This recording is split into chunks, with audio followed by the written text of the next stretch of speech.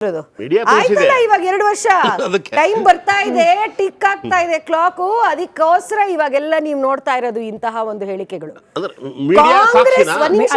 Shashikant sir, ನೀವು ಹಿಂಗ್ ಹೇಳಂಗಿಲ್ಲ. ಮೀಡಿಯಾ ಸಾಕ್ಷಿನೇ ವಾಲ್ಮೀಕಿ, ಮೀಡಿಯಾ ಸಾಕ್ಷಿನೇ ಮೂಡ, ಮೀಡಿಯಾ ಸಾಕ್ಷಿನೇ ವಫು. ಅಲ್ಲಿ ಸರಿ, ಇಲ್ಲಿ ನಾವು ಯಾರು ಶಿವಕುಮಾರ್ ಅವರ ಹೌದು ಅಲ್ಲ, ನಿಮಗ್ ಗೊತ್ತಿರಬಹುದು, ನಮಗ್ ಗೊತ್ತಿಲ್ಲ. ಆದ್ರೆ ಏನಿದು ಅಗ್ರಿಮೆಂಟ್ ಅನ್ನೋದು ಬಂದು ಬಹಿರಂಗವಾಗಿ ಇವತ್ತು ಚರ್ಚೆ ಮಾಡ್ಲಿ ಅವರು. ನಾವ್ ಯಾವ ಕುರ್ಚಿನೂ ಅಲ್ಲಾಡಿಸ್ತಾ ಇಲ್ಲ.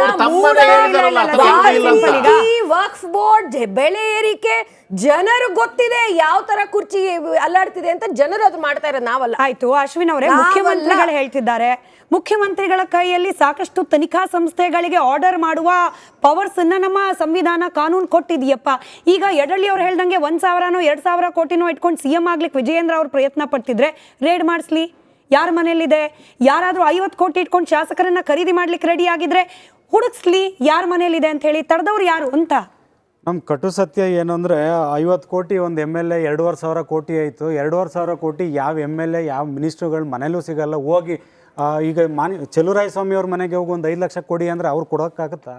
ನನ್ನ ಮನೆಗೆ ಬಂದು ಒಂದು 100 ರೂಪಾಯಿ ಕೇಳಿದ್ರೆ ಕೊಡ್ಬೋದು. ನನ್ನ ಮನೆಗೆ ಬಂದು 5 ಲಕ್ಷ ಕೊಡಿ ಅಂದರೆ ನಾನು 2 ಸಲ ಯೋಚನೆ ಮಾಡ್ತೀನಿ. ಹಾಗೆ ಸುಮ್ಮನೆ ಗಾಳಿಲಿ ಗುಂಡೊಡಿ ಅಂತ ಮಾತುಗಳು ಅದೇ ಹೇಳ್ತಿರ್ತೀವಿ. ಸಭೆ ಸಮಾರಂಭಗಳಲ್ಲಿ ಜನಪ್ರತಿನಿಧಿಗಳು ಈ ರೀತಿ ಒಂದು ಹೇಳಿಕೆಗಳನ್ನ ಕೊಡಬೇಡಿ. ಕೊಟ್ಟಿರೋ ಅಂಥ ಹೇಳಿಕೆ ಏನಕ್ಕೆ ಅಂದರೆ ಕಾಂಗ್ರೆಸ್ ಹೈಕಮಾಂಡ್ಗೆ ಎಚ್ಚರಿಕೆ ಕೊಡ್ತಿರೋದು. ನೀವು ಉದಾಹರಣೆ ತಗೊಳ್ಳಿ, ರಾಜಸ್ಥಾನ ಸರ್ಕಾರದಲ್ಲಾದಂಥ ಗೆಹ್ಲೋಟ್ ಅವರು ಒಂದು 3 ವರ್ಷ ಇದೇ ರೀತಿ ಒಂದು ಡೈವರ್ಷನ್ ಟ್ಯಾಟಿಕ್ಸ್ನ ಉಪಯೋಗಿಸ್ತಾ ಇದ್ರು. ಹಾಗೆ ಮಧ್ಯಪ್ರದೇಶದ ಕಮಲ್ನಾಥ್ ಅವರು ಇದೇ ರೀತಿ ಮಾಡ್ತಿದ್ರು. ಇಲ್ಲಿ ಸಿಂಧಿ ಅವ್ರಿಗೆ ಮಾಡಿದ್ರು, ಅಲ್ಲಿ ಸಚಿನ್ ಪೈಲಟ್ಗೆ ಮಾಡ್ತಾ ಇದ್ರು. ಇವಾಗೇನಾಗಿದೆ, ಒಕ್ಕಲಿಗ ವಿರೋಧಿ ಆಗಬಾರ್ದು. ಇಂಡೈರೆಕ್ಟ್ ಆಗಿ ನಾನು ಈ ರೀತಿ ಹೇಳ್ತಾ ಬಂದರೆ ಮಾನ್ಯ DK ಶಿವಕುಮಾರ್ ಅವ್ರಿಗೂ ಅಧಿಕಾರ ಕೊಡಬಾರ್ದು. ಎಲ್ಲೋ ಲೋಕಾಯುಕ್ತದ ಮೇಲೆ ನಂಬಿಕೆ ಇಟ್ಕೊಂಡು ಮಾನ್ಯ ಜಾರಕಿಹೊಳಿ ಅವರು, ಮಾನ್ಯ ಪರಮೇಶ್ವರ್ ಅವರು ಒಂದು ಸಭೆ ಸಮಾರಂಭ ಮಾಡಿದರು, ಮೀಟಿಂಗ್ಗಳನ್ನ ಮಾಡಿದರು. ನಾವೆಲ್ಲೋ ಒಂದು CM ಆಗಂತ ಕನಸು ಕಾಣ್ಬೋದು ಅಂತ. ಇದನ್ನು ಹೇಗೆ 2018 ಸರ್ಕಾರ, ಕುಮಾರಣ್ಣ ಸರ್ಕಾರನ ಇವರು ಒಂದು ಶಾಂತಿವನದಲ್ಲಿ ಕೂತ್ಕೊಂಡು 6 ತಿಂಗಳು ಸ್ಕೆಚ್ ಹಾಕಿ ಬೀಳ್ಸಿದ್ರು. ಅಂತೂ ನನಗೇನೂ ಇಲ್ಲ. ಇವಾಗ ಈ ಕಡೆ DK ಶಿವಕುಮಾರ್ ಅವರ ಆಡಳಿತ ಇದೆ, ಈ ಕಡೆ ಕುಮಾರಣ್ಣ ಅವರು ಏನೋ ಇಬ್ಬರು ಸರ್ಕಾರ ಮಾಡ್ತಿದ್ರು. ನನ್ನದೇನು ಪಾತ್ರ ಇಲ್ಲ. ಅಟ್ಲೀಸ್ಟ್ ಸರ್ಕಾರ ಬಿದ್ದರೂ ನಾನು ವಿರೋಧ ಪಕ್ಷದ ನಾಯಕನಾಗಾದರೂ ಇರ್ತೀನಿ, ನನ್ನ ಒಂದು ನಾಯಕತ್ವನ ಮುಂದುವರಿಸ್ಕೊಂಡು ಹೋಗ್ಬೋದು ಅಂತ ಹೇಗೆ ಮಾನ್ಯ ಸಿದ್ದರಾಮಣ್ಣ ಅವರು ಅಂದ್ಕೊಂಡಿದ್ರು ಅದನ್ನು ಇಲ್ಲಿ ಮುಂದುವರಿಸಿದಾರೋ ಹೊರತು ಈ 50 ಕೋಟಿ, ಈ 50 MLA ನಿಜವಾಗ್ಲೂ ಒಬ್ಬ ಚಿಕ್ಕ ಮಕ್ಕಳಿಗೆ ಹೇಳಿದ್ರು ಒಂದು ಹಾಸ್ಯಾಸ್ಪದ ಅಂತ ಹೇಳ್ತಾರೋ ಹೊರತು 2,500 ಕೋಟಿ ಇಟ್ಕೊಂಡು ಸರ್ಕಾರನ ಕೆಡುವಂಥ ಪರಿಸ್ಥಿತಿ ಯಾರಿಗೂ ಬಂದಿಲ್ಲ, ಅದು ಬರೋದೂ ಇಲ್ಲ ಮೇಡಮ್. ನೀವು ದಯಮಾಡಿ ನೀವು 136 ಏನು ನಿಮಗೆ ಸಂಖ್ಯೆ ಇದೆ ಇದನ್ನ ಇಟ್ಕೊಂಡು ರಾಜ್ಯದ ಅಭಿವೃದ್ಧಿ ಮಾಡಿ ಹೊರತು ಒಂದು ಗ್ಯಾರಂಟಿ ಯೋಜನೆಗಳು ಫ್ಲಾಪ್ ಆಗ್ತಿದೆ ಅಂದಾಗ ಮುಖ್ಯಮಂತ್ರಿ ಫೈಟ್ನ ತಗೊಂಡು ಬಂದರು. ಇದೇ ಕಾಂಗ್ರೆಸ್ ಅವರು, ಬೇರೆಯವ್ರು ತರಲಿಲ್ಲ. ಯಾಕೆಂದ್ರೆ ನಾವಿಲ್ಲಿ ಮಾಧ್ಯಮದವ್ರನ್ನ ಮಧ್ಯ ತರೋವಂಥ ಅವಶ್ಯಕತೆ ಇಲ್ಲ. ಪುನಃ ಹಾಗೇ ಮೂಢ ವಿಚಾರ ಬಂದಾಗ ಇದೇ ಮುಖ್ಯಮಂತ್ರಿಗಾದೇನೆ ಪುನಃ ಮುನ್ನೆಲೆಗೆ ತಗೊಂಡು ಬಂದರು. ವಾಲ್ಮೀಕಿಗೆ ಬಂದಾಗ ಇದೇ ತಗೊಂಡು ಬಂದರು. ಅಬಕಾರಿಗೆ ಬಂದಾಗ ಇದೇ ತಗೊಂಡು ಬಂದರು. ಹೀಗೆ ಒಂದೊಂದು ಹಗರಣಗಳು ಕಾಂಗ್ರೆಸ್ ಸರ್ಕಾರದಲ್ಲಿ ಬರ್ತಿದ್ದಾಗ ಈ ಮುಖ್ಯಮಂತ್ರಿ ಸ್ಥಾನಕ್ಕೆ ಮುನ್ನೆಲೆಗೆ ಚರ್ಚೆಗೆ ತರ್ತಿದ್ದಾರೋ ಹೊರತು ಬಿಡಬೇಡಿ. ಮಾಧ್ಯಮದವರು ಬಿಡಬೇಡಿ, ಮೂಢನೇ ಕೇಳಿ. ಮಾಧ್ಯಮದವ್ರು ಬಿಡಬೇಡಿ, ವಾಲ್ಮೀಕಿನೇ ಕೇಳಿ. ಎಲ್ಲಿವರೆಗೆ ಅದಕ್ಕೆ ನ್ಯಾಯ ಒಂದು ತಾರ್ಕಿಕ ಅಂತ್ಯ ಸಿಗುತ್ತೆ ಅಲ್ಲಿವರೆಗೂ ಮಾಧ್ಯಮದವರಾಗಲಿ ವಿರೋಧ ಪಕ್ಷದವರು ಇದನ್ನ ಬಿಡಬಾರ್ದು. ಅವರ ಡೈವರ್ಷನ್ ಟೆಕ್ನಿಕ್ಗೆ ನಾವು ಬಲಿಯಾಗಬಾರ್ದು. ಯಾಕೆಂದ್ರೆ ಎಲ್ರಿಗೂ ಗೊತ್ತಿದೆ ಮೇಡಮ್, 55 ಕೋಟಿ ಕೊಟ್ಟು 50 MLA ಪರ್ಚೇಸ್ ಮಾಡೋ ತಮಾಷೆನ 136 ಬಂದಿರೋಂಥ ನೀವು ಏನಕ್ಕೆ ಭಯ ಪಡ್ತೀರಾ? ಅವ್ರು ಹೇಳ್ತಿರೋದು ಎಲ್ಲ ಸುಳ್ಳು. ಮಾನ್ಯ ಸಿದ್ದರಾಮಣ್ಣವರು ಹೈಕಮಾಂಡ್ಗೆ ಡೈರೆಕ್ಟ್ ಆಗಿ ವಾರ್ನಿಂಗ್ ಕೊಡ್ತಿದ್ದಾರೆ, ನನ್ನ ಟಚ್ ಮಾಡಬೇಡಿ. ಅಲ್ಲ, ಹೈಕಮಾಂಡ್ ವಾರ್ನಿಂಗ್ ಅಲ್ಲಿಗೆ ಬರೋಣ. ಬಟ್ ಈಗ ಬಿಜೆಪಿ ಮೇಲೆ ಆರೋಪ ಮಾಡ್ತಿದಾರಲ್ಲ, ನಿಮ್ಮ ಮೈತ್ರಿ ಪಾರ್ಟ್ನರು ಅವರೇನೆ ಕೈಯಲ್ಲಿ ದುಡ್ಡಿಟ್ಕೊಂಡು ಓಡಾಡ್ತಿದ್ದಾರೆ, ಸರ್ಕಾರ ಬೀಳ್ಸ್ಲಿಕ್ಕೆ ಪ್ರಯತ್ನ ಮಾಡ್ತಿದ್ದಾರೆ. ಹಿಂದೆ ಕೂಡ ಹಿಂಗೆ ಮಾಡಿದ್ರು, ಈಗಲೂ ಅಂಥದ್ದೇ ಪ್ರಯತ್ನ. ಸಿದ್ದರಾಮಯ್ಯ ಆರೋಪ, ಅವ್ರ ಹೈಕಮಾಂಡ್ ಸಂದೇಶದ ಬಗ್ಗೆ ಮಾತಾಡೋಣ ಅಶ್ವಿನ್ ಅವರೇ. ಅವ್ರು ಡೈರೆಕ್ಟ್ ಆರೋಪ ಬಿಜೆಪಿ ಮೇಲೆ ಮಾಡ್ತಿರೋದು. ಮೇಡಮ್, 5 ಜನ MLA ಪರ್ಚೇಸ್ ಮಾಡೋದು ಆ ಒಂದು ಏನೋ 7 ಜನ್ಮ ಕಂಡು ಬಂದಂಗೆ ಅಂತಾನೆ ಇದೆ. ಎಲ್ಲರೂ ನಾವು ನೋಡ್ತಿದ್ದೀವಿ. ಇವಾಗ ಎಲ್ಲ ದೇಶದಲ್ಲಿ ಕೆಲವು ರಾಜ್ಯಗಳಲ್ಲಿ ಆಗ್ತಿರೋಂಥ ಒಂದು ರಾಜಕೀಯ ವ್ಯವಸ್ಥೆ ಬದಲಾವಣೆಗಳು. 50 ಶಾಸಕರನ್ನ ಪರ್ಚೇಸ್ ಮಾಡ್ತಾರೆ ಅಂತ ಅಂದರೆ ಬಿಜೆಪಿಯವರು ಯಾರು ಅಷ್ಟು ಆ ಮಟ್ಟಕ್ಕೆ ಇನ್ನು ಯಾರು ಯೋಚನೆ ಮಾಡಿಲ್ಲ. ಯಾವುದೇ ಪಕ್ಷ ಬಂದೆ ಸುರ್ಬಿ ಅವರೇ ಅಲ್ವಾ ಯಡಳಿ ಸರ್, ಯಾವುದೇ ಪಕ್ಷ ಆಗಿರ್ಲಿ ಆ ಮಟ್ಟಕ್ಕೆ ಈಗ think ಹೇಳ್ತಿರೋದು ನಾನು ಮತ್ತೆ ಹೇಳ್ತಿದ್ದೀನಿ, ಯಾರೋ ಒಬ್ಬ ಶಾಸಕರೋ ಸಚಿವರೋ ಆಗಿದ್ದಿದ್ರೆ ಇಷ್ಟು ಗಾಂಭೀರ್ಯತೆ ಪಡ್ಕೊಳ್ತಿತ್ತೋ ಇಲ್ಲೋ ಗೊತ್ತಿಲ್ಲ. ಹೇಳ್ತಿರೋದು ಮುಖ್ಯಮಂತ್ರಿಗಳು ಕೊಡ್ತಿರೋ ನಂಬರ್ಸ್ ನೋಡಿ, 50 ಜನ ಶಾಸಕರು 50 ಜನನ ಖರೀದಿ ಮಾಡೋದು ಪ್ರಾಕ್ಟಿಕಲಿ ವ್ಯವಸ್ಥೆ ಎಂಥದ್ದೇ ಹದಗೆಟ್ಟಿರ್ಬೋದು, 50 ಜನರನ್ನ ಖರೀದಿ ಮಾಡೋಷ್ಟು ನಿಜವಾಗ್ಲೂ ಸಾಧ್ಯನಾ ಅಂತ. ನೇರವಾದ ಎವಿಡೆನ್ಸ್ ಇಲ್ಲ ಅಂತಂದ್ರೆ ಸಾಂದರ್ಭಿಕ ಎವಿಡೆನ್ಸ್ ಅಂತ ತಗೊಳ್ತಾರೆ.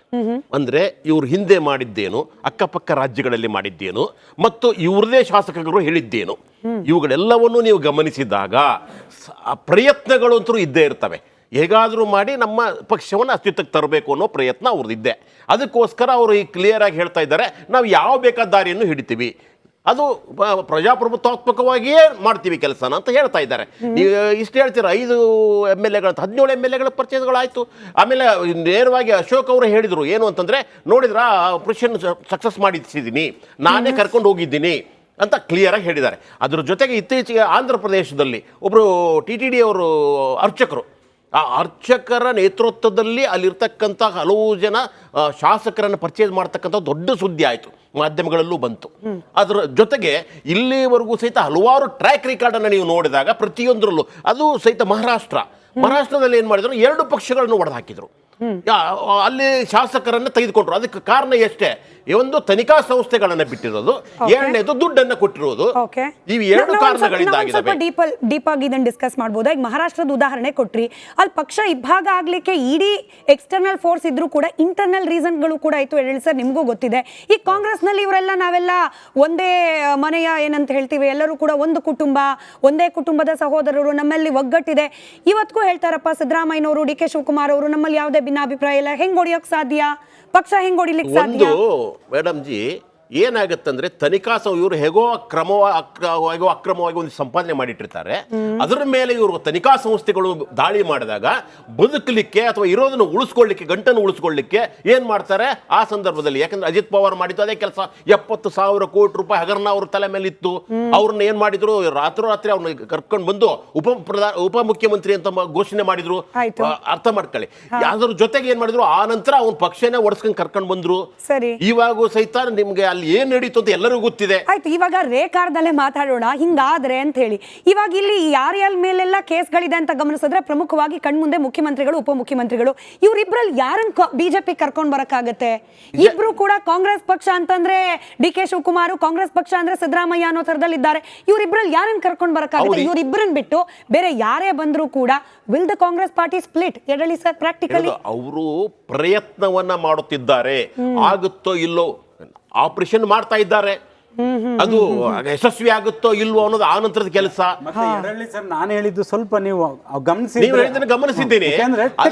ಸರ್, ನಾನು ಹೇಳಿದ ನಿಮ್ಮದೇ ಅವಕಾಶ ಸಿಕ್ಕರು ನೀವು ಪ್ರಯತ್ನ ಮಾಡ್ತೀರಾ, ನಿಮ್ಮ ಪಕ್ಷವೂ ಪ್ರಯತ್ನ ಮಾಡುತ್ತೆ, ಅವ್ರದ್ದು ಮಾಡುತ್ತೆ, ಇವರು ಮಾಡುತ್ತೆ. ಅಷ್ಟು ಆ ಮಟ್ಟಕ್ಕೆ ಹೋಗಿ ಇನ್ಡೆಪ್ತ್ ಹೋಗಿ 50 ಜನಕ್ಕೆ ಕೈ ಹಾಕುವಂಥದ್ದು ಕೆಲಸ ಇದೆಯಲ್ಲ, ಇದು BJP ಆಗಲಿ JDS ಆಗಲಿ ಯಾರು ಮಾಡಲ್ಲ. ಮತ್ತೆ ರಾಜ್ಯದ ಜನತೆಗೂ ಒಂದು ನಾವು ಅವ್ರ ಪರವಾಗೂ ಇರಬೇಕಾಗತ್ತೆ. ನಾವು ಆ ಮಟ್ಟಕ್ಕೆ ಕೈ ಹಾಕೋದ್ರಿಂದ ಬಹುಶಃ ಈಗ BJPನೇ ಅನ್ಕೊಡಿ, ಇಲ್ಲ JDS ಮಾಡ್ತಿದ್ರು, ರಾಜ್ಯದ ಜನತೆಗೆ ಯಾವ ರೀತಿ ಸಂದೇಶ ಪ್ರಯತ್ನ ಯಶಸ್ವಿ ಆಗುತ್ತಾ ಇಲ್ಲೋ ಮುಖ್ಯ ಇಲ್ಲ. ಒಂದು ಸರ್ಕಾರವನ್ನ ಸತತವಾಗಿ ಅಭದ್ರತೆಯಲ್ಲಿ ಇಡೋದು, T. ನರಸೀಪುರದಲ್ಲಿ ಏನಕ್ಕೆ